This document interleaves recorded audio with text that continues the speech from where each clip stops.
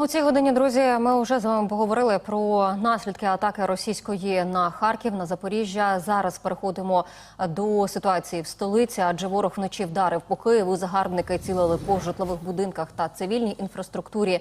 Під атакою опинилися Дарницький, Деснянський, Дніпровський, Голосіївський, Печерський та Солом'янський райони. 30 людей поранено, 2 людей, це подружжя, загинули у багатоповерхівці. Зараз біля місця влучань перебувають наші журналісти Маргарита Назаренко та Олександр Храпач. Колеги, вам вітання. Почнемо із Маргарити, яка наразі у Дніпровському районі. Розкажи, будь ласка, чи усунули наслідки ворожих влучань?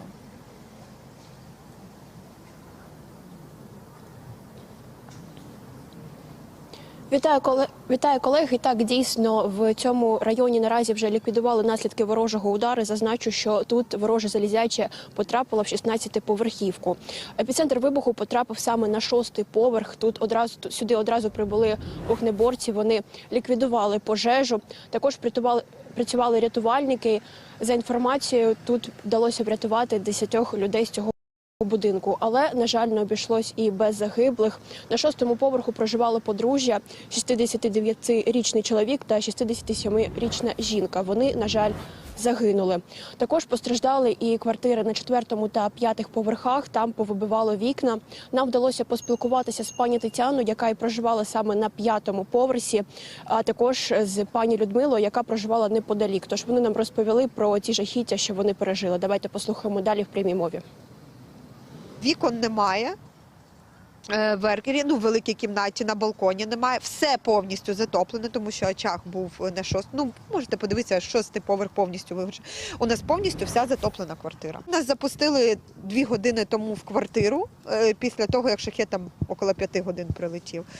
І ми ж це всім сусіди, знайомі прийшли, допомагали поприбирати. Дуже було голосно, дуже були сильні взриви. І шахеди літали один за одним. Таке було, що з ума зійти можна було. Зазначу, що зараз вже мешканців пустили у свої домівки. Наразі вони там прибирають і намагаються зробити хоч щось, щоб квартира була належна для життя. Також зазначу, що неподалік розгорнули штаб, де люди мали змогу подати заяву на відшкодування майна. Також там працювали психологи і наразі, на жаль, кількість постраждалих від російської атаки зросла до 30, із них 5 дітей точніше. Тож на іншій локації наразі працює мій колега Олександр Храпач. Тож, Олександр, я передаю тобі слово. Вітаю, колега. Дійсно, я зараз перебуваю у Дарницькому районі столиці і хочу перше за все сказати, що окупанти в черговий раз минулої ночі, минулого ранку, цього вже можна сказати ранку, масово атакували всю Україну. Вони націлювались на інфраструктуру і також на просто житлові масиви, на багатоповерхівки. Така картина склалася і в столиці, адже багато шахедів, багато ракет летіло саме на Київ. Влучання фіксувалися в різних районах столиці, і, зокрема, дуже багато влучань було і в Дарницькому районі. І зараз за моєю спиною одна із пошкоджених багатоповерхівок. Попередньо шахед влучив на рівень 10-го поверху у кут будинку, спалахнула пожежа, звісно, пролунав дуже потужний вибух. І миттєво вогонь почав розповсюджуватися на квартири біля епіцентру вибуху. І, звісно, кіптєва і вогонь піднімався на квартири ті, що вище. Рятувальники спрацювали оперативно та приборкали полум'я. Ось що розповідають мешканці будинку про пережиті жахи. Давайте їх послухаємо. Загорілись квартири, балкони повибивали, вікна на балконах. Ну, і горіло. Що у вас в квартирі? Все ціле? Ой, слава Богу, все ціле. Ви не ховались вдома? Ні, ми, як завжди, виходимо у безпечне місце або спускаємося на низ у нас у будинку. У мене чоловік хворий, то ми не можемо йти далеко в це убіжище. Так що. І що було вранці? Наскільки це було гучно? Сильно гучно, як завжди, при таких ударах. Да. Будинок трусився, хоч він такий міцний у нас, але страшно, гучно було. Відчули, так? Звичайно. Я спала, наприклад. Я проснулась, почало вже бабахати. Потім як гахнуло, я не знаю, чи це в той раз, чи слідуючий раз було в 7:15, бо я подивилася в телефон, летять ракети, випустили. Ваш 6 хвилин. Я дивлюсь на 6 хвилин, куди бігти, в сховище бігти вже пізно, не добіжиш. І тут у 14 хвилин, 15 це було, як гахне. Мене дочка не чує, то теж почула. Вибух був дійсно потужний, але будинок стояв. Усі зовнішні стіни не висипалися. Хоча люди розповідають, відчули вибухову хвилю буквально на собі. Лише дивом обійшлося без жертв. Мешканці самих постраждалих квартир у момент прильоту були в укриттях і не постраждали. Що не можна сказати про їхні помешкання. На жаль, судячи по зовнішній стіні, вогонь досить був потужний і важко лише уявити, що там всередині колися в квартирах. Але головне, що люди таки вціліли і не постраждали. Ми, звісно, поспілкувалися з ними і з сусідами. Ось що вони розповідають про цю жахливу ніч. Давайте послухаємо. Чула постріли, як з кулемета, мабуть, збивали. Потім чула вибух, мабуть, то шахед попав. Потім попередили, що будуть летіти ракети, і буквально через 5 хвилин потужний такий вибух. Після того нічого більше не чула. Ви в цей час в квартирі були? В квартирі. У вас вікна цілі, шибки цілі? Шибки цілі, воно виходить на ту сторону, але вікно стояло на провітрювання, а воно відкрилося повністю. Зараз на годиннику вже майже 18:00, але біля будинку, біля цієї пошкодженої багатоповерхівки ще й досі працює намет, в якому перебувають кілька правоохоронців. Вони постійно з самого ранку, з самого моменту фактично цієї події, яка сталася, збирають інформацію про пошкодження. Мешканці пошкоджених квартир підходять, фіксують усі факти, що в їхній квартирі пошкоджено, що зламано, аби діяльність російських терористів була повністю задокументована, а люди, в свою чергу, могли отримати грошову компенсацію за вибиті шибки, вікна або спалені квартири. Тож наразі це вся інформація з Дарницького району столиці. Ми будемо продовжувати тут чергувати. 23 жовтня, як повідомляє Укренерго, у більшості областей України будуть задіяні заходи обмеження споживання. Так ось, для побутових споживачів графіки погодинних відключень обсягом до 3 черг одночасно будуть працювати. Для промислових споживачів графік обмеження потужності так само буде задіяний у разі зміни ситуації через пошкодження, через погодні умови, але ж будуть повідомляти і коригувати. Про це буде повідомлено додатково. Тобто завтра з 7 до 23 вечора цивільні, звичайні споживачі можуть отримувати заходи обмеження в залежності ще ж від регіону, але ж від і роботи наших енергетиків. Друзі, слідкуйте за інформацією, заряджайте павербанки і не споживайте електроенергію необачливо. Це важливо насправді.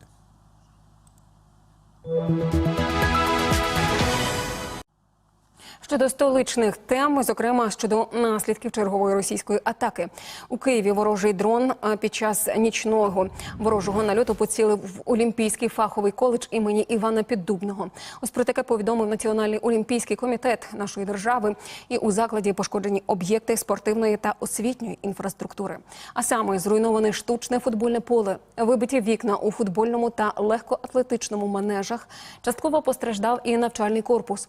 Під час нічної ворожої атаки працівники коледжу та студенти перебували в укритті, тому обійшлося без жертв.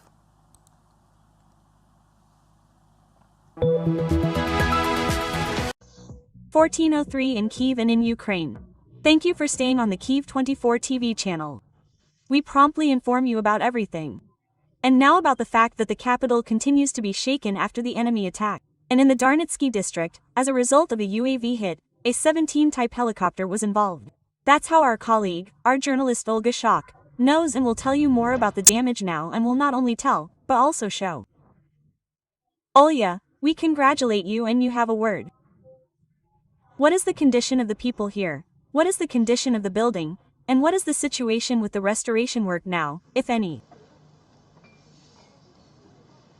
Greetings, colleagues. Indeed, I am now in the Darnitsky district, which suffered as a result of this combined attack by the Russian Federation. And here I am actually near the dormitory, where the fragments of the UAV fell, as noted by the mayor of Kyiv, Vitaly Klitschko. And as you can see, there are really a lot of people around me, because on the one hand people are writing some applications, on the other hand people are receiving films. You can see that people are standing in a fairly organized queue, trying to understand where to turn, what kind of help they will be provided here. We can also see that all the houses here have broken windows. While we were driving here, I counted about 5, and this is in a span of 300 meters. There is also a school nearby, where the windows are also broken. The houses around this dormitory have broken windows. In the house next to it, there is another house. Only if you stand here, you will probably see every window that is broken. We can see that behind me there are already residents trying to cover these windows with film and other various materials so that they don't get cold, because I have already been in one of these apartments where all the windows are broken. And the temperature there is about the same as on the street. And people are crowding in, because they still need to spend the night in their apartments, and it's already autumn outside. Residents also told me that some of them are in such stress that they can't find the words. Also, here, literally near this queue, I met Miss Svetlana, who just at that moment got up from her apartment to drink some water. She went up to her house, went into the apartment. And there, in fact, this moment happened when everything was shaking, flying away. We can hear more about how it happened directly from her in direct speech. We were in shelter, got up, and stood by the door. There was such a strong current, such a strong blow that I flew out along with the door, and the glass was still flying behind me. I started screaming, started calling everyone, who was going where. The neighbors' doors were very blocked. We had water starting to flow, something started to burn. They ran around, they started to help. We even had, if you can see, the second window flew right at me and a person from the second, third floor was flying. Well, it turns out you were flying in different directions earlier. And we saved this person. We don't know if he's alive, because we lifted the cabinets and started calling the ambulance. Then we don't remember anymore, because someone had already taken him and we were already climbing out of these wreckage. Now everything is flooded there, it's impossible to walk. We just started to get out and people started to slowly rake everything out, clean it up. It's just scary, we don't know what we'll live to see. And now it's already scary to even go into the shelter, because the door was torn off and a stream of hot fire went into the shelter. So, as we could hear, the explosion was so powerful that, according to the resident, the iron door from the third floor fell to the second. Also, as she told me, there are no communications in the house now. They turned off the water, gas, that is, there is practically nothing in the house. And here, in fact, the residents are already gathering in such peculiar queues in order to get the necessary materials. I also went into one of the houses to see what kind of destruction there is. And indeed, all the windows in each apartment are broken. This especially applies to the first floors and the houses that are located nearby in this perimeter. Well, we can also listen to more details about how the local residents survived that night, what they tell further in direct language. The windows were broken, right? And so the frame also flew out. Well, oh, so it all happened so quickly. Very, very quickly, very quickly. I just didn't wake up, and they'll look back there, they'll even wake up, and the frame was already standing. It's as if someone took it and put it there. I'm in pain just looking at it and it's so painful. Horror. Pain for people, for children, for everyone in general. Yes. What a war, such grief brings to everyone. Well, let me remind you that for the residents of the affected houses, there are also 8 headquarters in the Darnitsky district on Novodornitskaya and Simferopolskaya streets. So, if you need it, you can ask for help. Well, in general, this is the situation so far in the Darnitsky district. People continue to recover. You constantly hear about people working, collecting broken glass. It constantly rattles. Even if you come closer, you can see that the slate particles are simply stuck in the ground. That's how strong the blow must have been. This is the situation so far. Colleagues, I'll pass the word to you and continue to follow. Olya, thank you very much for turning on and for the information to the viewers.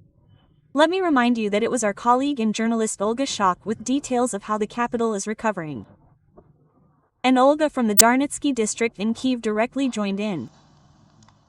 Well, the fact that there are 2 people who died in Kyiv. And in the Vyazovsky district of the Kyiv region, 4 people were killed by the Russians.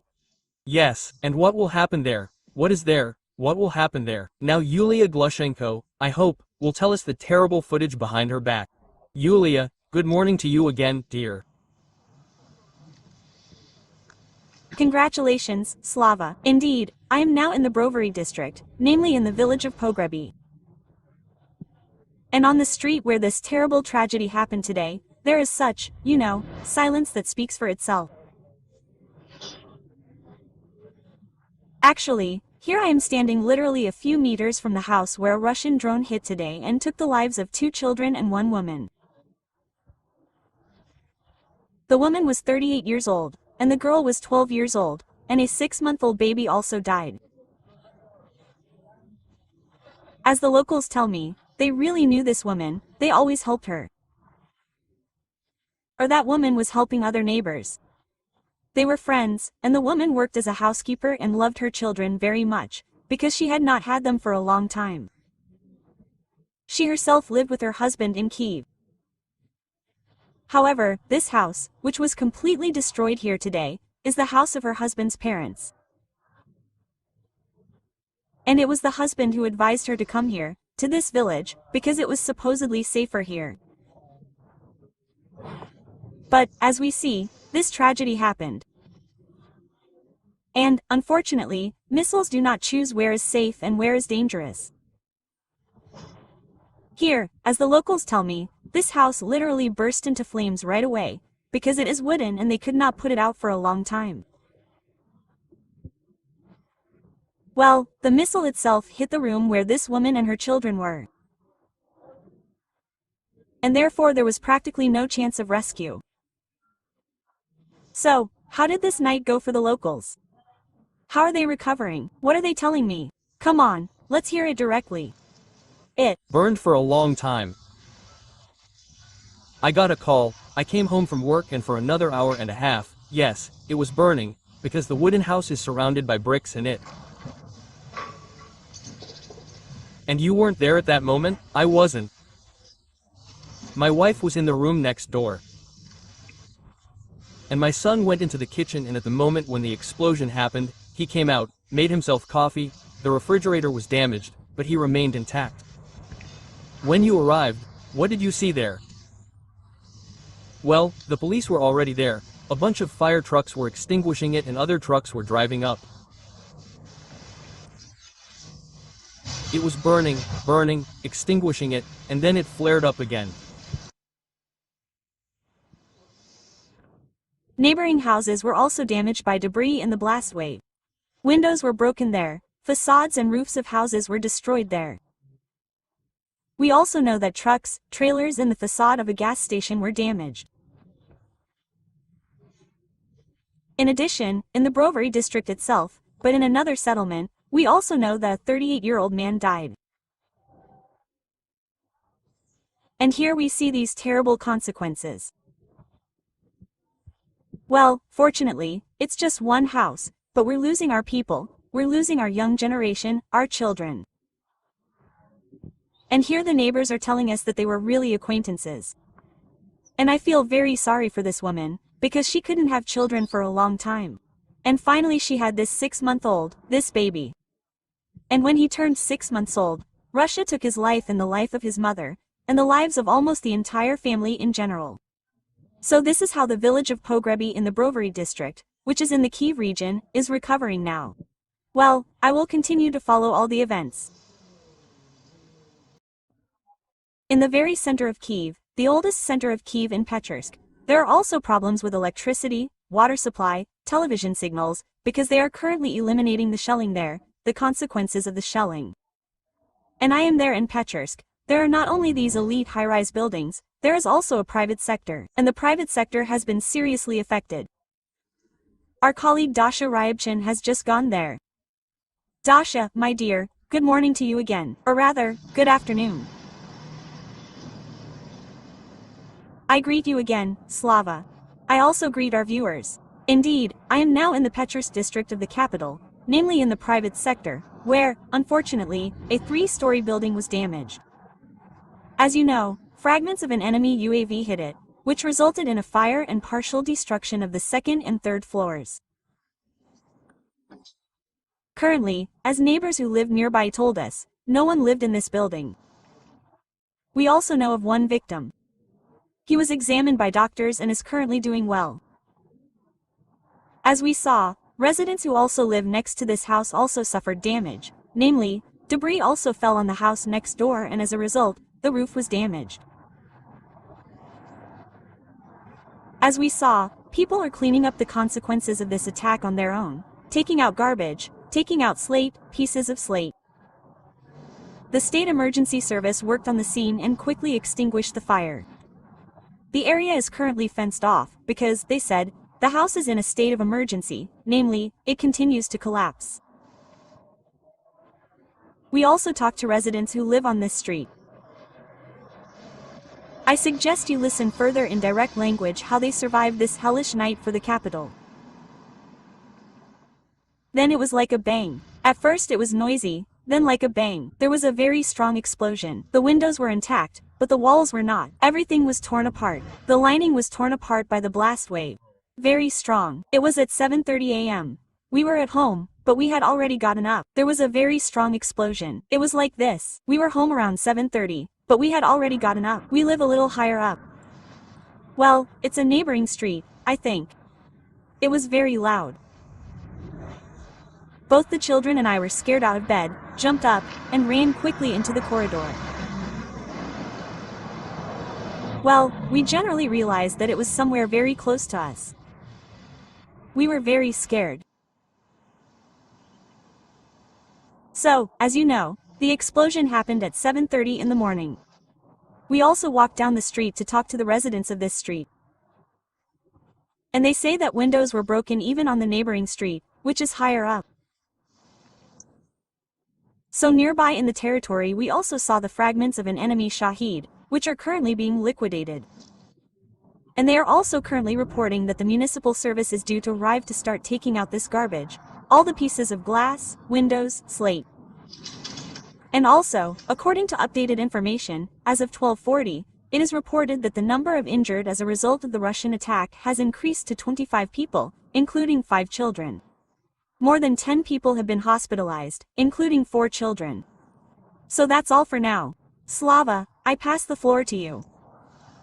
And thank you, my dear, thank you to all our Kievans, to all the viewers. This is such a difficult day, this is such a difficult morning. Honestly, I wish everyone that the power supply and light are restored as soon as possible. And you spent this evening not by candlelight, but by the light bulb and the light of your loved ones. Hug more often and keep warm in this way. See you later.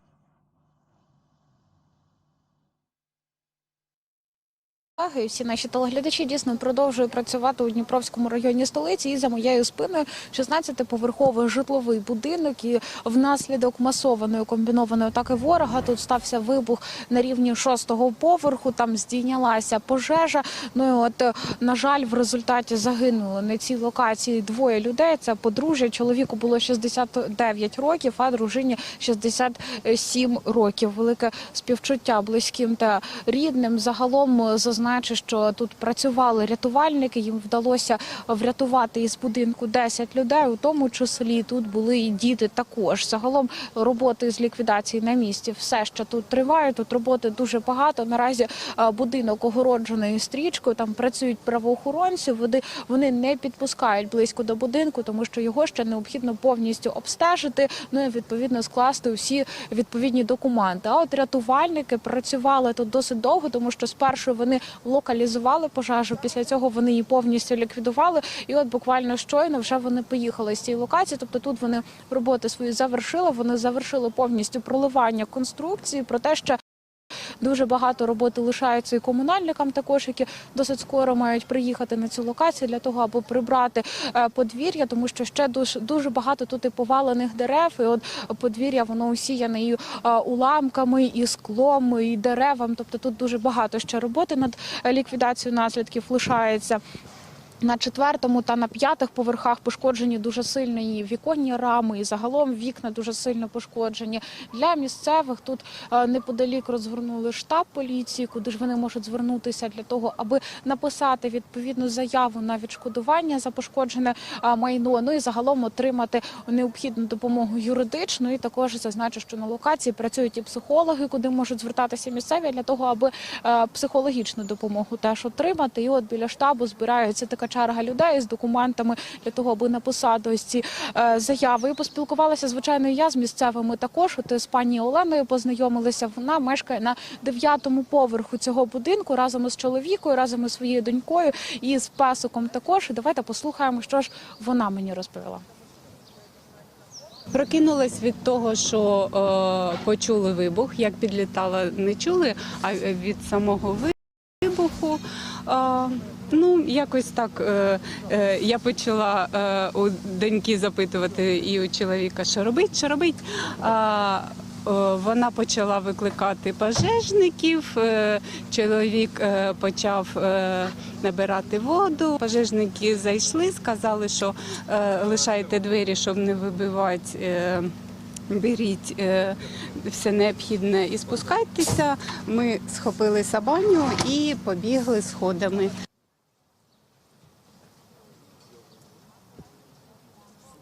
Олена також розповідала, як і інші, в принципі, місцеві, які ще досі лишаються наляканими, досі лишаються в такому шоковому стані, і вони потроху намагаються уговтатися про те, що поки це важко, тому вони отримують відповідну психологічну допомогу і відмовляються говорити на камеру, але ж мені вони розповіли про те, що вони об'єднувалися під час евакуації з будинку, допомагали один одному. От пані Олена, наприклад, розповіла, що дуже сильно перелякалися і особливо у такому шоковому стані були люди, які на 5-му поверсі жили, на 6-му, на 7-му.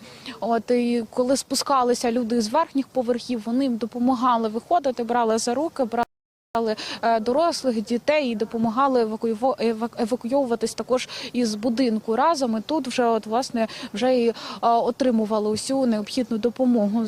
Загалом також знаємо, що внаслідок цієї атаки ворога є постраждалі, і доставили їх у лікарню, де вони отримують усю необхідну допомогу. І от в одній із лікарні, де перебувають постраждалі, перебуває моя колега Юлія Мохових. Юлю, розповідай, де саме ти перебуваєш і що тобі відомо. Вітаю, Аню. Станом на цю хвилину відомо про 21 постраждалого в Києві. Таку інформацію наводить Київська міська прокуратура. Відомо, що 4 з постраждалих дорослі і 5 дітей. 2 дорослих людей, які постраждали на лівому березі столиці, якраз знаходяться у Київській міській клінічній лікарні швидкої допомоги, де я нині і перебуваю, і дізнавалася про їх стан.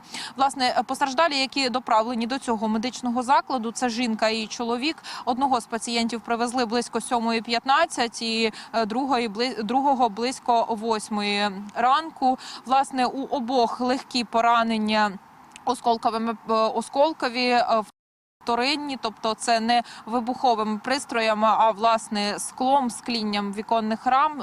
Також, окрім цього, ще емоційні потрясіння. І наразі стан обох пацієнтів лікарі оцінюють як середньої тяжкості. Детальніше про те, які втручання були і, власне, чи загрожує щось життю пацієнтів, зараз послухаємо лікаря. рани отримані вторинно ранячими предметами, тобто склом, віконним склом. На зараз пацієнти обстежені. Одна пацієнтка знаходиться в відділенні нейрохірургії з ранами голови, обличчя, м'яких тканин тулуба, виконана первинна хірургічна обробка. І один пацієнт знаходиться в операційній. Після обстеження проводиться також первинна хірургічна обробка ран тулуба, нижніх кінцівок. Стан пацієнтів обох стабільний, пацієнти в свідомості, контактні. Власне, лікарі також відзначають, що, на щастя, рани в обох пацієнтів поверхневі, і тому їхньому життю наразі нічого не загрожує. Ну а про інших людей, які постраждали сьогодні під час нічної атаки, ми ще дізнаємося інформацію, в якому вони зараз стані та де перебувають. Ось такою володію інформацією наразі а я передаю слово тобі, Слава. Дякую вам, мої рідні. Тримаймося. Пишуть нам наші глядачі про те, що ось Солом'янський район є світло і вода. В області Київ-24 по Т2 не показують наслідки обстрілів. Це правильно, 2/3 каналів не працює. Ті, що показувалися з дуже поганою погодою, зараз працюють. Інші вибірково. Так, вітаю, Славо, Чоколівка, вулиця Уманська, все є. Позняки, вночі не було світло. Зараз світло є, але гарячої води досі немає. Ну, сподіваюся, що у вас є бойлер. Доброго ранку, Теремки без світла. Доброго ранку, Дніпровський, вода є, світла немає. Дякуємо нашим захисникам і працівникам. Позняки, немає гарячої води. Ну, скажу вам так, що це велика біда. Але насправді значно більша біда в інших регіонах. Your problem is the lack of a boiler, not the lack of hot water. Rockets were exploding over people's heads at the moment they ran to shelter, ballistics, drones, everything was flying over Kyiv for 7 hours. There was some kind of counter-strike here. There were some, I don't know, it was like battlefield. They hit residential buildings, dormitories and civilian infrastructure, and critical infrastructure. The shell hit my neighbors on the 6th floor. I live right below them. The 5th is on the 5th floor. I heard a sharp explosion and flew into a large room. The glass was all over, well, there was glass everywhere and sparks were flying. Well, like a fire. Well, there was no fire in my apartment, but sparks were flying everywhere. I gathered the children. This is a children's, room. They were there, but they had been there since about 1 a.m., when the alarm started. They were in the corridor. Well, they were sleeping in the corridor. Thank God, they weren't hurt, but you can see the apartment for yourself. There are no windows, everything is flooded. There was a lot of smoke. And it was also falling, and it felt like something was falling from above on the 6th floor. Well, that's where it was. And we were scared that the walls would fall. Well, that's why we ran out very quickly. Listen, it's interesting that they write that Shaket flew into Olga Stefanishina's house. She's the Vice Prime Minister for European Euro-Atlantic integration. Oh, my God, and she's a deputy from Holos, right? Olga Stefanishina. And the Vice Prime Minister for her organization said that the drone hit the non-residential part of the apartment building, but they've already denied it, my editor tells me. So they denied that a mine had flown into Kyiv, they wrote that. A mine had flown into the house of a deputy from the vote. Now we are finding out what happened there. Did a mine really fly into one of our parliamentarians and one of our politicians? And they write that the 2026 budget was adopted in the first reading. It is interesting to understand what there is money for and what there is no money for. And today, electric transport in Kyiv is working quite logically with interruptions due to voltage fluctuations in the power system and lack of power. Several tram routes stopped, several trolleybus routes stopped and bus minibuses were launched instead, so that people could get to the desired destinations. And some trolleybuses were also temporarily removed from the routes or shortened, and Kyivpaystrans specialists, energy specialists are already working on restoring these systems. As soon as the situation stabilizes, of course, transport traffic will return to its usual schedule.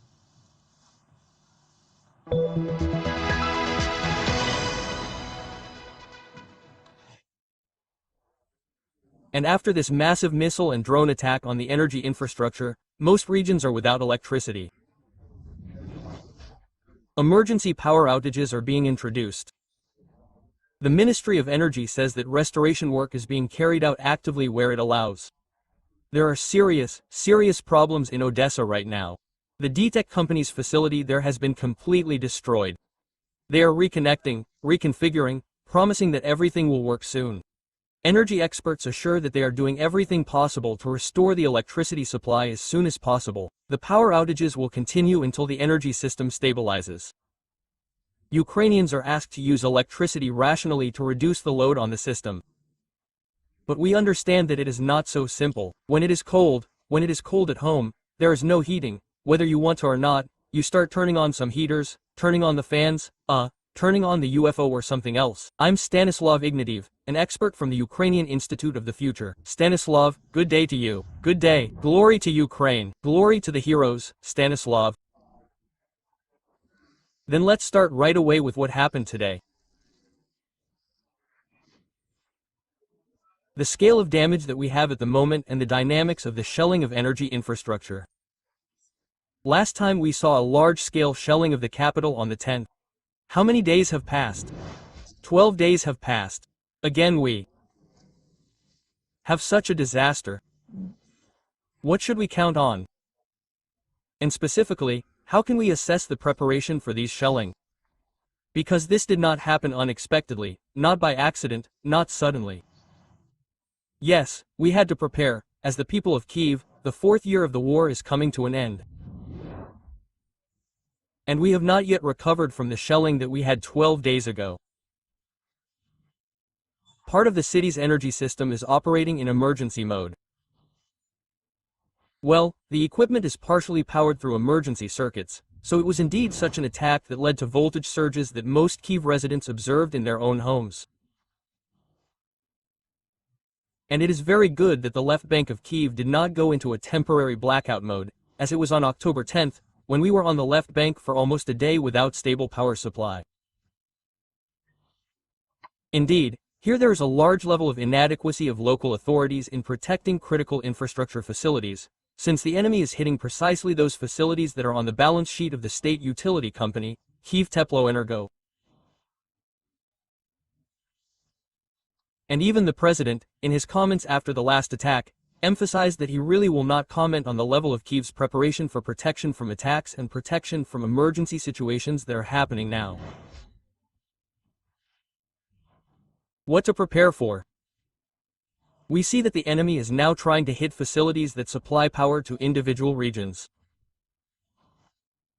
We see that in the Chernihiv region, as in many other regions, as you said, and these are 6 regions of Ukraine, there are currently temporary restrictions, emergency power supplies for all types of consumers, both industrial and domestic.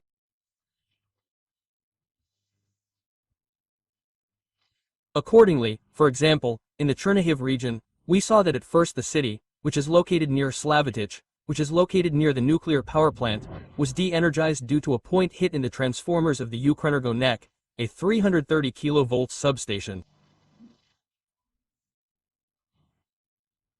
And because of this, the city is now operating on an emergency schedule and is not fully populated. We see that the enemy recently struck the Nizhin substation, the Nizhin 330 kV Ukrenergo. And because of this, the entire Chernihiv region was plunged into darkness, the so-called blackout regime. And there, too, the local authorities are not sufficiently prepared, as, for example, in Slavitich, where there is a backup power supply for all critical infrastructure facilities. Chernihiv is showing that, for example, there are problems with water supply, since the pumping group of water canals does not have its own backup supply. So, we can make a prediction that Kyiv residents can expect a similar situation as is happening in the Chernihiv region. Listen, now you are completely refuting with your own words the promises of Oleksiy Kucharenko, a people's deputy. He is already in the Energy Committee on fuel and energy issues. He promised, I remember he said right on my broadcast, that there would be no blackout in Kyiv. You say that Kyiv could be the same as in Chernihiv. In Chernihiv, it's a complete mess there. It's complete darkness there. There's no light, no water. People are walking with eggplants to the tanker that is being brought to them. He said no, don't worry, Kyiv is protected. There may be fan outages in Kyiv or stabilization outages of some kind, and there may be outage schedules, but there will be no blackout like this. There will be a blackout in Chernihiv. There will be a temporary blackout in Chernihiv. I also have great respect for Alexeyevich Kocharenko. And here it is true that a complete blackout, where Kyiv residents will be without electricity for months, is really unlikely to happen. But, local situations, which are associated with several days without stable electricity supply, we already experienced this last year, when one of the units below Kyiv in the hydroelectric power plant was hit and the left bank had almost 2 days of stable electricity supply. Therefore, such local situations can really happen. The city will not be plunged into darkness. There are also blackout points in the city based on the state emergency service, and there are blackout points that are quickly deployed. Even in Kyiv there is a yurt of invincibility, and it is also in Kyiv with the help of the yurts of invincibility, which was installed in Shevchenko Park with the help of the Embassy of Kazakhstan and a number of people's deputies. And it worked actively last year. There, Kyivans could warm up, treat themselves to Kazakh sweets and, taste hot tea. It's cool, the yurt of invincibility. Once it passed me by this yurt of invincibility. Well, the Chernihiv region is in a critical situation, the Zaporizhia region is in a critical situation, the Kharkiv region is in a critical situation, the Poltava region is in a critical situation. And what about Western Ukraine? Well, first of all, Western Ukraine is more branched in terms of networks, and Western Ukraine has its own stable generation in the form of 2 nuclear power plants. These are the Rivne and Khmelnytsky nuclear power plants, which then have a branched power grid. The western regions, especially Transcarpathia, are close to our European partners, who sell us 2.1 gigawatt-hours of electricity through emergency dispatching and commercial transmission. This is the same as, for example, the Khmelnytsky nuclear power plant generates. Plus, today new capacities are being actively built in the western regions, just distributed generation. These are both gas piston installations and solar power plants in retail. For example, in the city of Khmelnytsky there is almost no shopping center that does not have its own solar power plant with drives for storing electrical energy. The same applies to logistics terminals, and so on, and so on. And most cities in western Ukraine already have their own distributed generation. The leaders are the Lviv region, which is actively building both wind farms in the Carpathian foothills and was the first to put 20 megawatts into operation. This is a small capacity, but it is also a help to the region. These are industrial devices for accumulating electrical energy that are capable of stabilizing the power system even in the transition regimes of regions to the energy island regime, in which, for example, my native Kharkiv now lives. In fact, Kharkiv is now an energy island, and due to its own generation, the utility infrastructure is saved and the townspeople have stable heat supply and stabilization outages are infrequent, as, for example, they are in the neighboring Poltava region.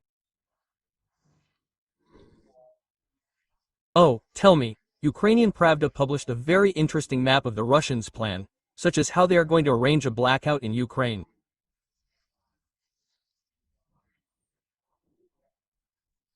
They said that they wanted to first completely cut off power to, the deficient, eastern Ukraine, the east of Ukraine, yes, left bank Ukraine, and do, as it is called, disconnect it from the surplus right bank Ukraine so that they could not then strike right bank Ukraine through distributed generation, so that the electricity from the abandoned power plants on the right bank could not flow where it is needed. And thus generally plunge all of Ukraine into darkness. This map was written by Ukrainska Pravda. How could you comment on it?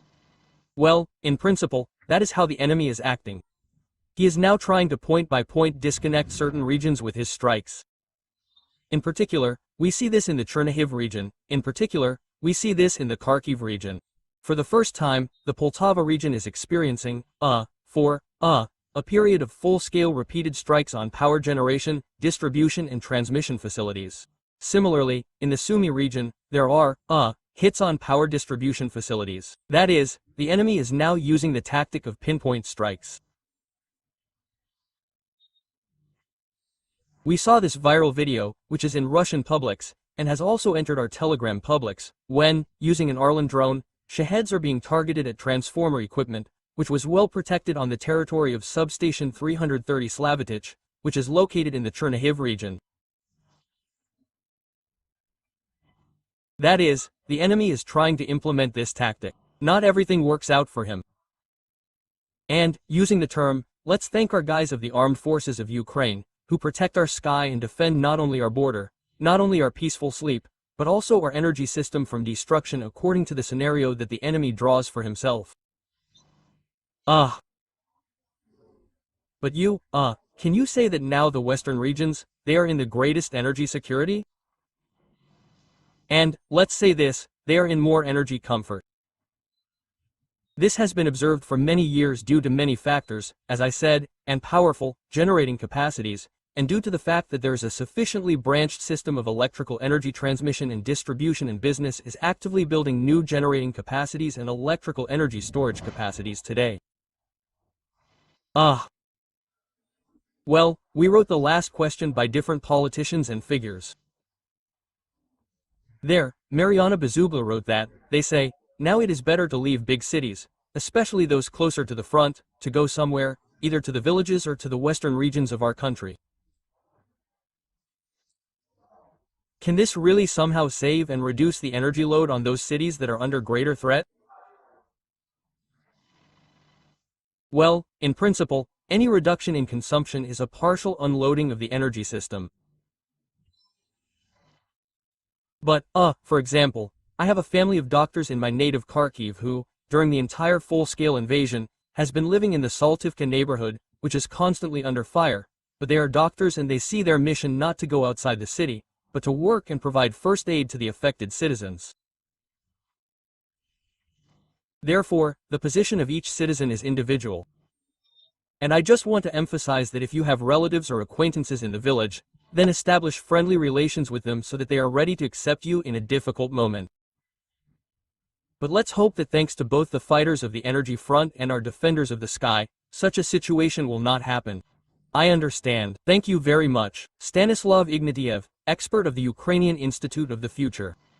Yeah. Юля Глущенка, вона зараз поїхала в Деснянський район, подивитися, які там є наслідки атаки. Юль, доброго ранку і тобі. Я так бачу, там все доволі серйозно. Машини буквально спалені. Дівчата-двірники. Вітаю, Славо. Так, дійсно, випалені машини, випалений повністю ось другий під'їзд цього будинку. Це 10-поверховий будинок і бачимо, що полум'я охопило будинок від з 1-го по 7-й поверхи. Так, і от бачимо, що на 6-му поверсі є пошкодження також і конструкції між стінами. Вочевидь, от саме туди і влучив сьогодні російський шахед. Бачимо, що тут поруч працюють уже комунальники, вони прибирають усе це сміття, яке люди просто скидають навіть зі своїх вікон, тому що у ось цьому під'їзді немає жодного вцілілого вікна абсолютно. Подекуди в будинку є вцілілі вікна, це просто люди розповідають, що це щастя, дивом вони вціліли. Так, і от там, де зараз немає цих вікон, люди собі приносять ДСП-дошки і приносять плівку, яку тут роздають поруч у штабах, які розгорнули, власне, ці штаби розгорнули і в школі, яка тут неподалік, і у палатках поліції, і інших гуманітарних організацій, і надають також, окрім того, що плівку і дошки, так ще і їжу, гарячі напої. Ну і тут можна також отримати заяви на компенсацію, на відшкодування майна. Але що найголовніше нам варто знати, це те, що тут немає ні загиблих, ні постраждалих, тому, на щастя, обійшлося все добре. Зараз у будинку немає лише газу, тому що, як мені розповіли, тут пошкоджено було газову трубу від ось цих уламків, від вибуху, але комунальники вже працюють над відновленням газопостачання до будинку, а світло, вода та інші комунікації працюють безперебійно. Зараз багато людей збираються вже біля палаток, якось їм надають якісь роз'яснення, надають інформацію щодо подальших дій. Тут також працюють і органи нашої влади, працюють і правоохоронці. От що мені розповів депутат Київради щодо цієї атаки і щодо самої ситуації в будинку, почуємо від його слів. Буде проведено інструментальне дослідження пошкоджених стін, перекрить, і в разі необхідності роботи по відновленню будуть здійснені за рахунок міського бюджету. Також керуюча компанія збирає розміри пошкоджених вікон, вже привезли USB, щоб закрити вікна, щоб люди могли в квартирах, де можна проживати. У дворі, окрім того, що от є машини, в яких просто побило скло, так ще є і вщент вигорівші машини. От і через те, що вони горіли, вибухали, вочевидь, вони були наповнені паливом, то горіли і дерева, біля яких вони були припарковані. Також от можете бачити позаду мене, що дерево повністю випалене. Так, ну і люди тут уже деякі просто виносять речі зі своїх квартир, деякі забирають усе у валізи і переїжджають, бо розповідають, що ну і холодно, власне, і немає газу, немає як готувати їжу, немає таких базових умов для проживання, тому це все виносять, прибираються, але, на щастя, радіють, що усі живі і все обійшлося добре, без постраждалих і без загиблих. Єдине, що розповідають, що шукають своїх улюбленців, пухнастиків, через те, що стався вибух і вони повтікали, деякі просто навіть повипригували із вікон, як мені розповіли, деякі десь просто заховалися там між диваном і між шафою, тому от зараз намагаються їх знайти. Що мені розповіли тут мешканці цього будинку, як вони оговтуються та й загалом як минула їхня ніч, почуємо у їхніх словах. Трохи вивернуло балкона, у великій кімнаті раму одну повредило, і на кухні теж раму вирвало, і скла немає. Ну, ніч була дуже тяжка, можна сказати. Ну, нас ще все врятувало те, що ми у коридор всі вбігли. В такий промежуточок маленький, де і нас оце все, так кажуть. То у вас зараз немає ні газу, ні світла, ні води, так? Світло є, вода є, газу тільки немає. Газ відключили, бо в нас пробило там коло другого під'їзду трубу. Ми спали, грубо говоря, і почули сильний вибух. Я одразу зрозуміла, що десь поряд. Я навіть не подумала, що наш будинок. І ми почули, от як, знаєте, упало щось, оце скло потріскалося. Вибігли в себе в будинку, на балкон подивилися, в нас все ціло, бо в нас на іншу сторону будинку виходить. Ми навіть не подумали, що у нас, вже коли зранку проснулися, десь ближче к 8 годин, почали нас підходити, питати, чи в нас все добре, чи не, все нормально, то вже зрозуміли, що у нас. Був дуже такий потужний удар, що у нас квартиру затрусили, і я на балконі вирощую помідори, вони просто всі попадали. І окна, які виходять от сюди, у нас у людей окон нету. Ну, это было, честно, страшно было. Мы проснулись от того, что нас очень сильно трусило. Потому что окна сейчас закрыты, и, я не чула цього. А от когда почало дом трусить, тогда да. Тож ось так нині оговтується Деснянський район столиці. Люди тут вишукуються у таку величезну чергу, аби отримати компенсацію, аби отримати якісь роз'яснення. Ну і окрім того, отримати дошки, отримати плівку, аби якось забити свої вікна, аби тимчасово можна було би проживати у цьому будинку. Ну а я продовжуватиму працювати у Деснянському районі, рушатиму і надалі Києвом, тому що знаємо, що локацій, де сталося влучання сьогодні у Києві, дуже багато, тому будемо висвітлювати вам усе найважливіше і в усіх деталях і точностях. Тому побачимось у наступних місяцях. Рада вже в 17-те схвалила продовження воєнного стану в Україні на 90 днів.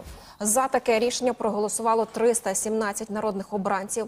Закон набере чинності з 5 листопада і триватиме до 3 лютого вже 2026-го.